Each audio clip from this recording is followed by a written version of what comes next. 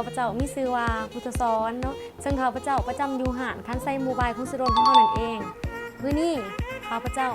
จะมาแนะนำสินค้าดีๆว่าจะเป็นสมาร์ทโฟน vivo V19 เนาะซึ่งจะมีจุดเด่นและจุดพิเศษอะไรนั้นไปฟังกันเลย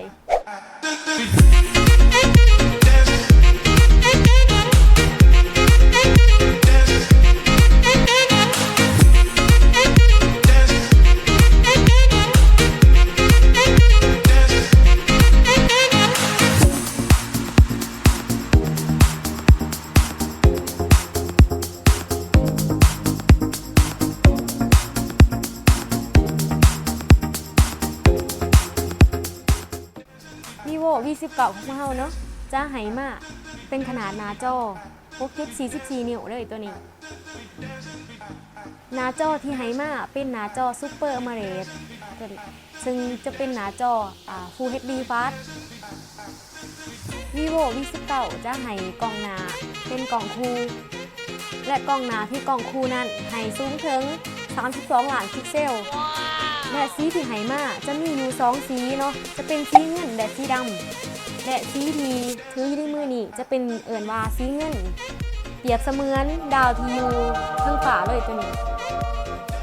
และอีกสีหนึ่งเป็นสีดำล้านลังจะให้มาเป็นแก้วกระดาษการ์ด6เป็นรุ่นที่กันห้อยขีดขวดได้ดีเด้อ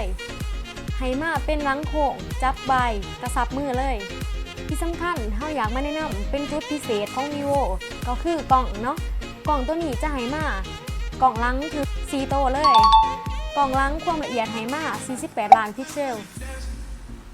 และกล่องอัลตร้าไวด์8ล้านพิกเซลกล่องมาโคร2ล้านพิกเซล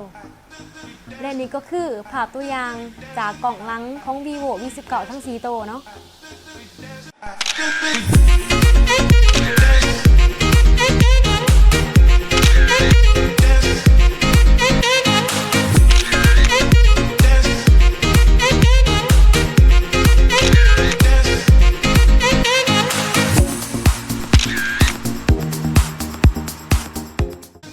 นี่ก็คือภาพตัวอย่างเนาะที่ได้จากกล่องหน้ากล่องคู่ของ vivo V19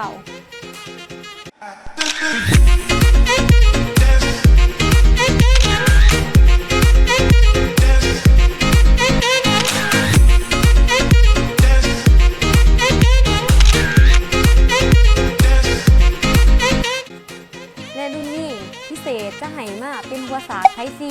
สากเขาไว้สูงถึง33 วัตต์เลยสาก30 นาทีได้แบตเตอรี่สูงถึง 54% CPU เป็น Snapdragon 712และความจำบรรจุถึง128 GB RAM 8และพิเศษรุ่นนี้มีแผ่นระบายความร้อนสำหรับลูกค้าที่มักเล่นเกมจะเฮ็ดให้โทรศัพท์บ่ร้อนไว้ และพิเศษถ้าซื้อในช่วงนี้เฮามีโปรโมชั่นดีๆก็คือเป็นเครื่องแถมเป็นหูฟังไหล่ซ้ายและกระเป๋าคู่ใจว่าจะเป็นซิมกันแตกเคสไซส์พร้อมคูปองมีโซกจับสลากจะเป็นอีกหลายรางวัลถ้าหากลูกค้าท่านใดสนใจ